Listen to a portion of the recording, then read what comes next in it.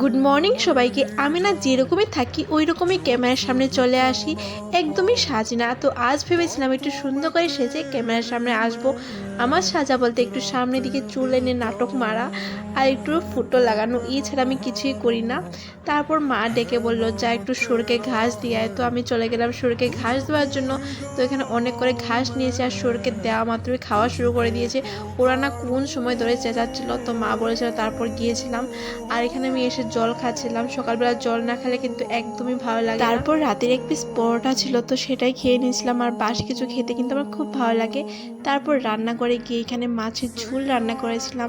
আর গরম দিনে রান্না করতে এত কষ্ট লাগে কি বলবো, আমার মুখের অবস্থা দেখো, ঘাম একদম ফুল হয়ে গেছিলো। তারপর স্নান ধান করে এসেছে আর ভীষণ খিদে পেয়েছে, এখন খাবো। তো রান্না করেছিলাম আলু মাখা আর ছিল মাছের ঝোল, যেটা খেতে খুব ভালো হয়েছিল।